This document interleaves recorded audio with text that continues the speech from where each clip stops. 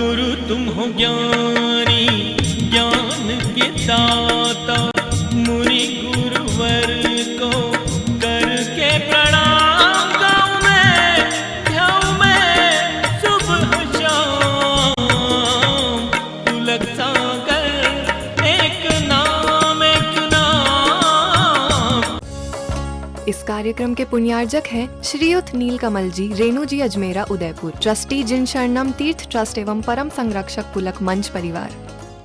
जो बचता है हकीकत बताओ, जो मर जाता है वो नहीं मरा करता है, जो जिंदा रहता है रोज रोज वो मरा करता है। ध्यान रखिए, मौत तो उसको आती है जो जीवित रहा करता है, पल पल जिंदा है वो मरता है तिल तिल करके। ध्यान रखिए, ज्यादा लाड़ प्यार में मत जाओ कि हमारा बेटा अच्छा है, हमारी बहू अच्छी है। ध्यान रखना, निगाहें फिरने में ज्यादा देर नहीं लगा करती है। कुत्ते की पूंछ और आदमी की मूंछ कब टेढ़ी हो जाए कोई भरोसा नहीं है। कब टेढ़ी हो जाए निगाहें, ध्यान रखना। सेठानी समझ रहे क्या? ऐसी बातें आपको डायरेक्ट समझ में आ जाती। आज लग रहा है बेटा बहुत अच्छा है, कल बदल जाए। नहीं, तुम्हारा नहीं बदलेगा, आशीर्वाद है, ध्यान रखो। लेकिन इस गलत फहमी में, ओवर कॉन्फिडेंस में मत जियो। ध्यान रखना, नारी का जीवन तभी तक अधिकारों का होता है जब तक उसका पति जीवित होता है। पति के बाद उसके सब अधिकार छिन जाया करते हैं। ध्यान रखना है। आपसे निवेदन है मेरा, और महिलाओं से भी निवेदन है कि अपने पति से कहो कि मेरे लिए कुछ करके जाओ। सारी दौलत बच्चों के नाम करना नहीं चाहिए, वरना उसको पूछेगा कौन। ध्यान रखिए। पुष्पदन, तुम्हारे तो 2 है ना, लिख जाओ बेटा सरोज के नाम। ये मत सोचना कि अभी थोड़ी जा रहा हूं मैं, मत जाओ। लेकिन पहले 7 जन्मों की कसमें खाई है, फेरे लगा के आई है, तुम्हारे लिए जी है, बच्चों के लिए जी है, बच्चों के लिए सब आहुतियां दी हैं। लेकिन वक्त बदलने में ज्यादा देर। ये मेरी बात जिंदगी में संभाल के रखना, वरना बड़े बड़े लोग, करोड़पति भी सड़कों पर आ गए मौत होने के बाद। ध्यान रखना है। आपसे निवेदन है, आपसे आग्रह है, बेहिचक लिखवाओ, बेहिचक बैठ के अपनी वसीयत बनाओ। आज ही वकील बुला लेना, क्योंकि अभी लोहा गर्म है, थोड़ा मार दो। महाराज ने कहा है ना, ध्यान रखना, फटाफट निपटा दो केस। ध्यान रखना है कि मेरे बाद सब कुछ तेरा है और तेरे बाद मेरी, तू पहले गई तो मेरा है ही। औलाद को बोलो कमाओ, अपना घर खुद बसाओ। ध्यान रखना, कौन से मेरे बाप दादे छोड़ गए थे, मैंने अपनी मेहनत से कमाया है, बेटा तू भी अपनी मेहनत से कमा। ध्यान रखना, असली औलाद वो होती है, असली औलाद वो नहीं होती कि बाप की जमी जमाई दुकान पर जाकर बैठ गए। अरे तुमने कौन सा बड़ा झंडा गाड़ दिया। ध्यान रखना, बाप ने दुकान जमाई, तुम बैठ गए कमाने लगे पैसा। मैं कहता हूं असली औलाद तो वह है कि बाप की छोटी सी दुकान को जो मॉल में परिवर्तित कर देता है, वो असली औलाद हुआ करती है। ध्यान रखना, बाप का विस्तार कर दिया करता है, छोटे से दुकान को जो बड़ा कर दे वो सपूत हुआ करता है। ध्यान रखना, नहीं तो बाप के जमे धंधे पर बैठ गए, फिर बाप से ही बोलो कि तुम कौन और हम कौन। ध्यान रखिए, बदलो। ये बातें बहुत छोटी हैं, जिंदगी भर के आंसुओं से बचना है, सब कुछ पहले ही कर लेना चाहिए, क्योंकि ये भी तो नहीं पता कि कल रहेंगे या नहीं रहेंगे। ध्यान, पल भर का भरोसा नहीं है। आओ डीओजी साहब, क्या करे, समोसरण में सब जाते हैं।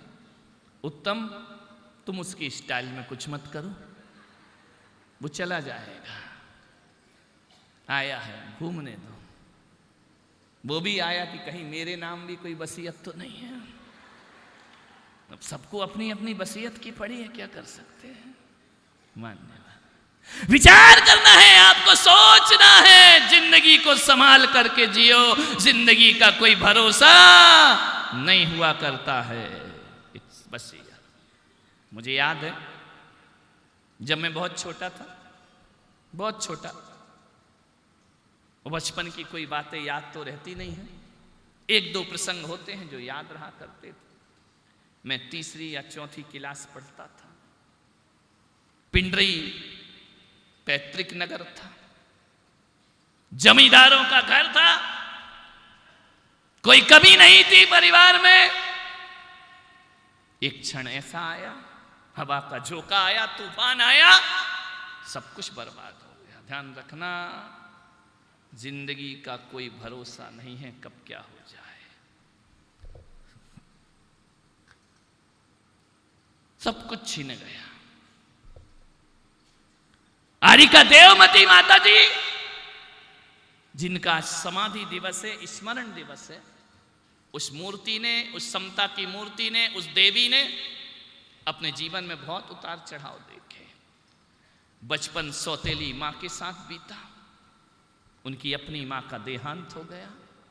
सौतेली मां ने उन्हें पाल पोस कर बड़ा किया, लेकिन माता जी का स्वभाव ऐसा स्वभाव था कि वह सौतेली मां अपने बच्चों से इतना प्यार नहीं करती थी जितना पूर्णिमा से प्यार किया करती थी। पूर्णिमा उनका नाम था, ध्यान रखना। पूर्णिमा के दिन पैदा हुई थी, इसलिए उनका नाम उनके पिता ने पूर्णिमा देवी रख दिया था। ध्यान रखना, इतना प्यार, इतना प्यार, इतना प्यार। ये इतिहास की पहली घटना होगी कि कोई सौतेली मां अपने पैदा किए हुए बच्चों से भी ज्यादा प्यार उसे कर। ध्यान रखना, प्यार मांगने से नहीं मिला करता मेरे भाई, प्यार लुटाने से मिला करता है। भीख में प्यार नहीं मिला करता है। उसके लिए 12 साल की उम्र में जो माँ के विहीन हो गई, जिसकी माँ दुनिया से चली गई है, 12-13 साल की उम्र में जिसने सौतेली माँ के साथ जीवन गुजारा। ध्यान रखिए, अपनी पढ़ी लिखी तो थी नहीं, माँ नहीं थी तो किसी ने स्कूल नहीं भेजा। उनके जमाने में स्कूल जाना बुरा माना जाता था, और लड़कियों का तो बिल्कुल भी वर्जित था कि स्कूल नहीं जाना है। थोड़ी सी बड़ी हो जाए, 12-15 साल की, उस बेटी का विवाह कर दिया जाता था। पहले पढ़ाते नहीं थे माँ बाप लड़कियों को, ध्यान रखना, शिक्षा नहीं दिया करते थे, अशिक्षित रखा करते थे। लेकिन फिर भी मैं कहता हूं कि वो अशिक्षित लड़कियां आज की पढ़ी लिखी से ज्यादा आदर्शवान हुआ करती थी, ज्यादा आचरणवान हुआ करती थी, ज्यादा उनके जीवन में जिंदगी के अनुभव हुआ करते थे। माना कि वो कागज के अक्षरों पर डिग्रियां नहीं पाती थी, लेकिन जिंदगी में सफलता की डिग्रियां पाया करती थी। उनके पास अनुभव का ज्ञान होता था। आज अक्षर का ज्ञान है लेकिन अनुभव का ज्ञान नहीं है। पहले की अनपढ़ बेटियों में अनुभव का ज्ञान बहुत बड़ा हुआ करता था। ध्यान, चलती फिरती अनपढ़ होने के बाद भी एक विश्वविद्यालय का रूप हुआ करती थी। ध्यान रखना, ऐसा आचरण, ऐसा व्यक्तित्व। जमींदार परिवार में विवाह कर दिया गया। 60 गांव के जमींदार, उनसे उनका विवाह कर दिया। 13-14 साल की लड़की के हाथ पीले कर दिए जाते हैं। ध्यान रखना, शादी कर दी जाती है, विवाह कर दिया जाता है। धनाढ्य घर में पहुंची, किस्मत लेकर आई, अकूत दौलत जिसके परिवार में 20 नौकर चाकर उनके घर में। ध्यान रखना, इतनी ऊंचाइयां पाई, लेकिन जब कर्मोदय आया तो सारी ऊंचाइयों को नीचे होने में ज्यादा देर नहीं लगी। माता जी हर परिस्थिति में समता भाव रखने वाली थी। हमने, हमारे परिवार ने कभी उनके चेहरे पर क्रोध नहीं देखा। कैसी भी परिस्थिति हो, माता जी हताश नहीं हुई। उन्होंने केवल अपने जीवन को अपने सद्गुणों से जिया। दौलत थी तब भी उनको अहंकार नहीं था, और दौलत चली गई तब भी उनको हीन भावना नहीं आई उनके जीवन में। उन्होंने कहा ये सब होते रहता है, वक्त किसी का एक सा नहीं होता है। और एक दिन उनके बड़े पुत्र की मृत्यु हो जाती है। बड़े पुत्र जो मेरे शरीर के पिता थे, उनकी मृत्यु हो जाती है। पुत्र शोक, फिर उनके पति की मृत्यु हो जाती है। पति शोक, माता जी सन्यास की धारा में बह जाया करती हैं।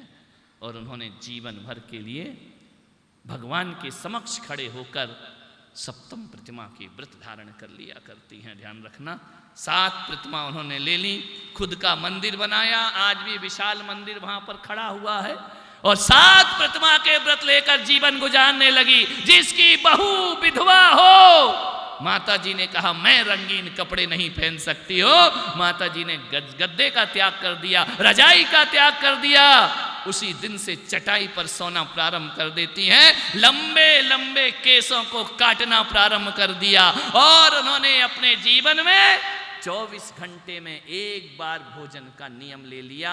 कहते हैं कि लोग माता जी बन के साधना करती है, लेकिन देवमती माता जी ऐसी थी जो घर में ही माता जी की साधना, क्योंकि उस समय मुनिराज दिखाई नहीं देते थे, उनका काल वो काल था कि महाराजों के दर्शन नहीं हुआ करते थे, छोटे छोटे गांवों में भी मुनि नहीं आया करते थे, महाराजों के दर्शन को दुर्लभ दर्शन थे। माता जी बड़ी भक्त परायण, एक दिन वह जाने लगी, पता चला कि दुर्ग छत्तीसगढ़ में तपस्वी सम्राट आचार्य शनमती सागर जी का चातुर्मास हो रहा है। उन्होंने अपने पुत्र से कहा कि मैं चाहती हूं कि ये वाला पर्युषण पर्व मैं किसी दिगंबर संत के चरणों में व्यतीत करूं, मेरा जीवन सार्थक होगा। पुत्र ने उन्हें रायपुर के पास एक दुर्ग है छत्तीसगढ़ में, वहां 1980 में आचार्य तपस्वी सम्राट सनमती सागर का चातुर्मास चल रहा था। माता जी वहां जाती हैं, पहुंचती हैं। जाने से पहले मैं 3री 4थी क्लास में था, मुझे बुलाया, इधर आ। दादी से हम लोगों का बहुत प्रेम था, और पहले के जमाने में माँ से ज्यादा दादियों से प्यार हुआ करता था। उन्होंने कहा इधर आ, मैं लिपट गया। मैंने कहा कहाँ जा रही हो? नई साड़ी पहनी, सफेद साड़ी तो थी लेकिन नई पहनी थी। मैं छोटा था, समझ गया कि कहीं ना कहीं जाने वाली है। मैंने कहा कहाँ जाने वाली हो? बोले कहीं नहीं। उसके पास, उसके पॉकेट में आज भी मुझे याद है 40 पैसे थे। पहले 10 से पंजी चलती थी ना, छोटे त्रिकोण, वो जोड़ जाड़ के 40 पैसे उसने मेरे हाथ में रखे। बोले ये पैसे पकड़, मैं जा रही हूं। मैंने कहा क्या करूंगा 40 पैसे का? मालूम जाते जाते क्या सीख देकर गई कि तेरे भाग्य की रेखाओं में मैं 40 पैसे रख रही हूं। अनपढ़ थी लेकिन वाणी इतनी संस्कृत और सभ्य थी, सुसंस्कृत भाषा बोलती थी। मैं जाते जाते तेरे हाथ में 40 पैसे रख रही हूं बेटा, अब 60 पैसे कमाना तेरी जिम्मेदारी है, ध्यान रखना। पूरे 100 करना तेरी जिम्मेदारी है। उतनी सी उम्र में मैं कुछ समझा नहीं, मैं तो दौड़ दौड़ के आ गया। 40 पैसे, पहले 40 पैसे का मतलब 40 रुपए, ध्यान रखना, इतनी कीमत हुआ करती थी उस 40 पैसे की। बोले 40 पैसे को 100 बनाना तेरा काम है। मुझे कुछ समझ ही नहीं आया क्या बनाना क्या नहीं बनाना। मैं तो खुश हुआ कि 40 पैसे, और दादी गई तो जाए, पैसे तो दे गई। बड़े आनंद थे। मैं था, जयसागर महाराज जिन्हें आप जानते हैं, हम दोनों घर में थे, भाई हैं, दोनों घर में थे। भगवान का अभिषेक हमारे यहाँ मध्य प्रदेश में महिलाएं अभिषेक नहीं किया करती हैं, स्त्री अभिषेक नहीं किया करती हैं, पुरुष को ही अभिषेक करने का अधिकार होता है। वहां पर जब कोई अभिषेक करना होता था तो माता जी हम लोगों से कहती थी बेटा भगवान का अभिषेक करके दिखाओ। हम लोग भागते थे, नहीं दिखाना, परेशान करते थे। तो मालूम है क्या कहती थी? इधर आओ, अभिषेक करके दिखाओगे 1 रुपया दूंगी, ध्यान रखना। 1 रुपया? बोले हाँ। हम दोनों भाई कहते थे चलो 1 रुपये में 50 पैसे तू रख लेना और 50 पैसे 1 रुपये की लालच में हम भगवान का अभिषेक किया करते थे। जिस दिन पैसा नहीं दे उस दिन अभिषेक करने का ही नहीं, ध्यान रखना। 1 रुपये की लालच में अभिषेक किया करते थे। मालूम है, छोटी सी घटना है। बहुत ऊंची वेदी थी वहां पर, चंदा प्रभु भगवान की वेदी थी। जयसागर मेरे से बड़े हैं, वो चढ़ जाते थे, मैं छोटा था, वेदी पे चढ़ते नहीं बनता था मेरे से। वो हाथ पकड़ के ऊपर लाते थे और क्या करते थे, शैतान तो पहले भी थे और नहीं, अभी कौन से वो कम शैतान, अभी भी उनका आतंक चलता ही है, ध्यान रखना। वो क्या करते थे, छेड़छाड़ करते थे। अभिषेक का कलश मेरे दोनों हाथों में पकड़ा देते थे और मेरी धोती खोल देते थे। मैं जोर जोर से रोने लगता था, धोती खोल दी, धोती खोल दी। दादी खड़ी खड़ी ये बाल सुलभ चेष्टाएं देकर आनंद से भर जाया करती थी। मैं कहता था नहीं करना मुझे अभिषेक। दादी मुझे कहती थी बेटा देख रोता क्यों है। मैंने कहा मेरी धोती खोल दी। बोले बेटा अपने भगवान भी कपड़े नहीं पहनते और एक दिन ऐसा आएगा तुझे भी कपड़े नहीं पहनना है, ध्यान रखिए। क्या संस्कार दे रही थी मुझे समझ नहीं पता। दोनों को बहुत प्यार करती थी। वो जिन जिन से उसने प्यार किया वो सन्यास की धारा में बह गए, ध्यान रखना है। सिखाती थी अभिषेक करना से। मुझे कहती थी जाओ दर्शन करो। मैं चावल लेता था, फेंक आता था, चिड़ियों को डाल देता था। एक दिन शिकायत गई कि ये मंदिर नहीं जाता है, चावल फेंक के चला आता है। मेरे से बोला चावल कहाँ है। मैंने कहा चढ़ा दिए भगवान को। बोले झूठ, चावल कहाँ रखे तूने। मैंने कहा मैंने फेंक दिए, चिड़ियों को खिला दिए। बोले मंदिर के लिए दिए या चिड़ियों के लिए दिए। मैंने कहा दिए मंदिर के थे, लेकिन मंदिर में तो माली पुजारी खा जाएगा। माँ बता चिड़ियों का भोजन कौन कराएगा, चिड़ियों को कौन दाना डालेगा, उनकी हिफाजत कौन करेगा। उस माँ ने, दादी ने मुझे गले से लगाया। बोले बेटा कल से एक काम करना, 2 मुट्ठी चावल दूंगी, एक भगवान के चरणों में रखना और एक चिड़ियों के आते में डाल देना। मैं इतना बदमाश कि दोनों मुट्ठी चिड़ियों को ही फेंक के आ जाता। उसे पता लगा कि फिर गड़बड़ी कर रहा है। उनका इधर आ, कल से खाना नहीं मिलेगा। मैंने कहा क्यों, मंदिर जाता तो हूं। बोले नहीं झूठ बोल रहा है, कल से खाना तभी मिलेगा जब तेरे माथे पे चंदन का तिलक होगा, याद रखिए।